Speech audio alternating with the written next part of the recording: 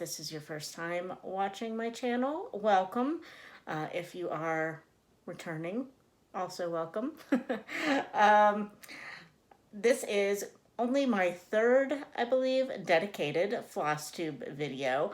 Normally, I do a combination of book things. I am a booktuber primarily. That's at least how I started, and I have started to incorporate some crafting into my channel, but it started to be a little bit overwhelming to do them both in my weekly wrap-up videos, because I initially was doing segments where I would do my booktube comments or content, and then I would do a crafty bit at the end. So it's starting to get to be too long of videos, I guess, to do both in the same video. So I'm going to try splitting them up and doing some dedicated FlossTube videos for you. So, but anyway, that's just a little bit of background into my channel. But let me take a quick sip of coffee and then we'll get ready. So this week, it'll probably be a little bit of a shorter episode because I only have two projects to talk to you about today. I think what I may do into July is maybe do just every 2 weeks a FlossTube type video and share all my crafty projects with you that way, because I feel like maybe I might have more that way. I don't have a ton of projects going at the moment, like a lot of FlossTubers do. I am starting to accumulate a lot of patterns because the FlossTube enabling is real. However, I don't have the time or the just like the stamina to go through a ton of projects. So I probably have about 5 or 6 projects going at the moment, and that's a lot for me. So only 2 got any work at all this week, and actually I found a project that I kind of got obsessed with, and so the one project that I'm going to show you only got 1 day of work, and all the other days were on the other project. So, and you'll see why in a couple seconds. So let's start by talking about the project that only got 1 day of work this past week. And that is my Night Cafe project by Heaven and Earth Designs. Now, I'm going to show you my progress on this, and you might notice that it looks a little weird. Well, I don't know. You're not going to notice unless you're a very astute viewer of my channel. This is my progress for the week, but if you had been around, you might say, well, Rainey, it looks like you had a lot more work done on it last week. What happened? Well, what happened is immediately after putting up my video last week, I restarted. So this is the original project, and I turned it around to the other side and restarted. Now I am a little bit concerned because when I did turn it around, I didn't realize that there's this flub in the fabric, and I think that I will, like the final piece will kind of start going into that a little bit. So if you have any suggestions on what to do when this happens, I mean, probably the better thing to do would just be to rip all this out and start from this side where there isn't a flub. But I started picking it out and I was just like, no. So that's why I just turned the fabric around. But, so yeah, if you have a suggestion as to how I can, work around that, let me know. But anyway, the reason that I restarted this project is because, you probably won't remember, but in my last episode, I told you how I originally started 2/1 full crosses, and then was starting, and I liked the coverage. The coverage was great. but I had originally thought that I would do it 2/1 full half crosses.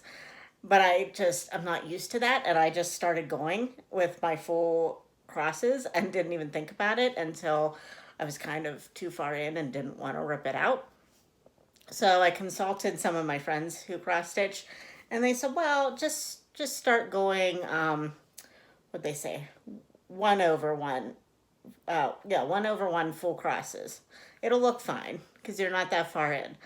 But the more, and I don't know if my camera's gonna pick it up, but the more I did it, I didn't like the coverage of the 1/1. There was just too much white space, and then there was that little bit that I did that was 2/1 full crosses, so it was starting to look thicker. So I was just not happy with it. So I decided to go and start back on my original intent to do 2/1 full or half crosses. See, and I keep saying full crosses because that's what I'm used to. But I'm really enjoying, and I don't know how good my camera is at getting this up close. I'm just using my iPhone. So, but this is just a half cross, but 2 threads. And I really think it looks a lot better and neater, and the coverage is even better. So that's what I've been doing. But because I just basically restarted the entire thing, I did all of this in one stitch session, which is pretty good actually. But I did all that in one stitch session, and then I was just kind of like, yeah, I'm needing to take a little break from it, which is sad because I just started this and I was so excited about it, but now I'm kind of like, nah. It just seems like very daunting for some reason, even though it's like not that huge of a piece. It's a mini, so it's going to be 9 by 9 in the end, roughly. But this is 25 count, I believe. Oh, I meant to look this up before I started, but I definitely know it's 25 count. I forget where it comes from, but I'll try to remember to put that in the notes. But I think I said in my last video it was 28 count, but it is not. It is 25. I do know that for sure. So, it's just a little bit like, it's not as relaxing as like doing a 14 count Ada would be. So yeah, I am restarting this, and I'm excited to get back to it. But my next project I got obsessed with, and it's a new start, and it's 50% done already because I got that obsessed with it. So I will show you that now. So that project is Land of the Free by the Tiny Modernist, and I kind of bought this on a whim after watching a lot of other YouTubers, FlossTubers talk about their patriotic stitching as we roll into July 4th time frame and Independence Day, all that. And I have a wreath on my door, but it's just a summery wreath. It's not anything specific to a holiday. And I just thought, it would be nice, since I'm starting to do all this cross stitching, and I don't have a ton of space in my house to be putting all of this stuff all the time. So I thought, well, wouldn't it be fun to start making door hangings that are to each of the big holidays, or just, a seasonal type of a thing. So because, if it's on the door, if it's there all season, it might get faded. Some of my, my wreaths that I have on my door are just cheap ones, from Walmart or whatever. So like, I don't mind if I chuck those and get some cross stitch up there. I would feel like more of a sense of accomplishment if I did that. So, and I started watching all of these finishing videos. So anyway, I haven't gotten to the finishing part yet. I'm not even sure that I will get this completely done and on my door by this July 4th, but it is almost done. Here is my progress on Land of the Free. And I am doing this on 14 count white Ada from Michaels. So the stiff stuff that you get from Michaels. But it's fine. I feel like that is perfectly fine for a door hanging, and I'm not really a fabric snob too much. Although I will say that now that I have even done other Ada from like Picture This Plus that is real floppy, when I picked this up, I was like, oh my gosh, that's like cardboard. So FlossTube has ruined me. I used to be perfectly fine with 14 count Michaels Ada. but, but yeah, I'm really loving how this turned out. Now, if you remember from the picture that I hopefully flashed up on the screen of the final product, they did it on more of a earth tone fabric. But since I am doing it on the white, obviously that house is white. So I just outlined it in the gray color that is used for the roof. And I think that looks perfectly fine and lovely. And like I didn't do it in black or something that would look out of place. So, and as far as, and you can tell me, this rocket here in the bottom, it has white in it. And I don't know if I should outline it in red so that it looks like there's white in there and not just that I didn't finish it. But I don't know. Like, to me, it looks fine. But yeah, let me know your opinion. Should I outline the whole thing in like red so that you can see it better? I don't know. But anyway, I'm really enjoying this. And I was just like obsessed with that lettering when I was doing it. I had kind of a slow week at work, so like after of course all of my actual work was done, I would like kind of grab this out and like kind of do a few stitches on it on the sly. But yeah, I just was like I couldn't stop. So this might actually get done by the 4th. I have a few days where I could potentially get that done, but I don't know if it's going to get fully finished and on my door because I have some ideas, but that's going to require me to go shopping and get all the supplies and figure out how to do it. So it looks fairly easy. Like I've watched Priscilla and Chelsea's finishing videos. They have like awesome finishing videos. I will try to link them down below. Their YouTube. I'm sure I am late to the party, so I'm sure everyone knows who Priscilla and Chelsea are. But still, I will link them down below in case you're new to cross stitching and you're just finding all this now.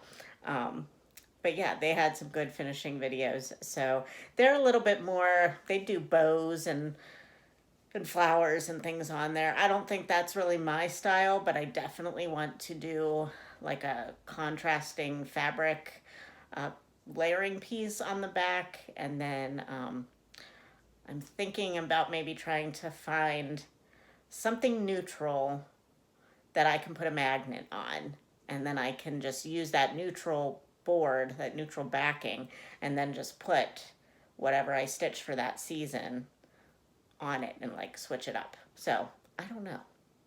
That sounds like it would work, but but we'll see.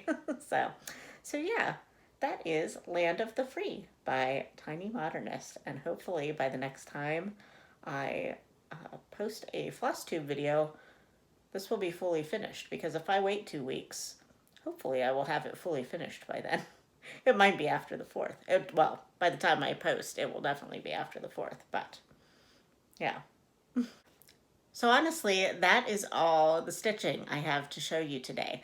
My plans for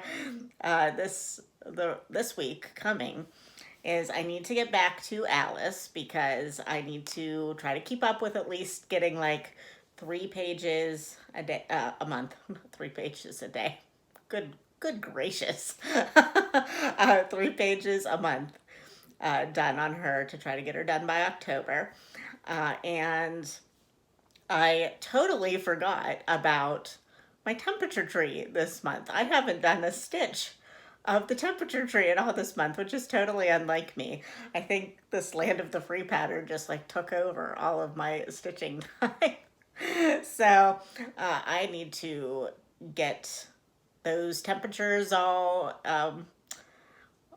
calculated and what floss goes with them and start in on that. And then that side of my tree will be all done. And I haven't done any of the tree for the second half of the year. So I really need to at least get that tree outlined in the month of July. So that is going to be my plan, is to get all the branches and at least the outline of the second part of the trunk done. So we will see how that goes, because as of right now, I seem to have lost a bunch of the pages of my pattern. So, but I mean, I can print it out, that's fine. But because for some reason, I don't know if my file somehow got corrupted, but I cannot get it into Pattern Keeper. And it's like not that big of a pattern. And I know that Sarah from Stitchin' Mommy, she does, you know, she works with Pattern Keeper. That's the first place I've heard of Pattern Keeper. So like it's not like it doesn't work with Pattern Keeper. So I don't know what happened. So I'll have to try to figure that out. But those are my plans. Get back to Alice. You know, get back to work on the temperature tree and get that all kind of set up for the second half of the year, and finish Land of the Free. And I was hoping to have some progress on my White Horse sweater by Caitlin Hunter to show you today, but I had a yarn barf incident, which if you're just here for the floss type things and you don't know knitting things, basically means that my ball of yarn just basically just tangled itself up. and that's my fault, because I need to have it in some kind of a situation where it like contains it all, but I didn't. I was just throwing things in my project bag, and I'm to the ribbing on the very bottom of the body of the sweater, and I just have like a big knot in my ball of yarn. So I have to work on that. I'm sure I can do it. I just have to be patient. But yeah, that has really slowed down the knitting progress. Oh well. But the only other thing that I have to share with you this week is one piece of haul I bought on Prime Day, and this is all enabled by my friend Sarah from the Bookish Knitter. She texted me on Prime Day, which was, I don't know, like last week sometime, and said they have a Kindle Fire for half price on Amazon for Prime Day. You should get that for Pattern Keeper. And I was like, yeah, you're right, I will. And I did. So, oh, hello. You can see my setup in the screen there. But anyway, I'll put this down. So yeah, I got a Kindle Fire 8, and I think it's HD 8 maybe. And it was really easy to set up, and Sarah kind of walked me through, or, you know, showed me where to go to find some YouTube videos on how to put Pattern Keeper on to the Kindle, because just in case you don't know, because I actually was not fully aware of this, I had heard that it wasn't as simple as just putting the app on there. You do have to go and like download some files and do a little bit, but it only took like 5-10 minutes, and it worked out fine. I think that the only problem I ended up having is once it looked like it was on there and everything, I tried to open it up and it kept like shutting itself down. But then I realized that I just had to upgrade a Google Play service update or something like that. I just had to do an update, and it worked fine after that. And then you just have to, if you want to download your progress from whatever device you had it on before, because I had a really old, just cheapo thing that my dad had given me that I was using on using it on before, and it was fine, but the screen's very small, and there were just some other things that I wasn't happy with about it. So you just have to export the file to your Google Drive, and then you can re-upload the pattern to your new device, and it will have all of your pattern stuff saved. So it's really very nice. So, so yeah, that was my one bit of haul. I won't like, I don't know. Maybe this side would be better. I don't know. You can still see. There we go. It's just a black box, but whatever. So yeah, that is my one purchase from for knitting for cross stitching this week, and yeah, I'm excited about it because actually all of my patterns up till this point I do have paper patterns for, even if I also have them in Pattern Keeper, except for Night Cafe. I am only using Night Cafe on Pattern Keeper because of all the confetti, and it's just like, just I don't want to have a paper pattern for that. so so yeah, that one I have to have Pattern Keeper to keep it all straight. So but yeah, anyway, that is my floss tube for the day, or for the week. So sorry if this was a little bit weird and rambly. I feel like I stumbled over my words a lot, but whatever, you don't care. It's fine.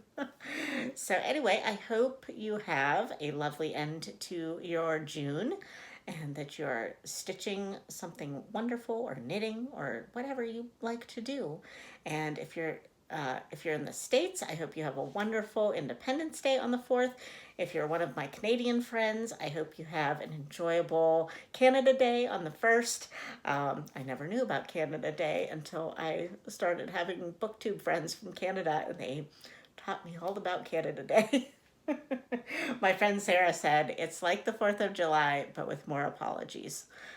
And I was like, what do you mean? I don't understand. And she's like, that's just a stereotype of Canadians that we apologize all the time. And I said, oh, sorry. So yeah, anyway, that's neither here nor there. So I will talk to you in my next video, probably in 2 weeks. All right, friends. Bye.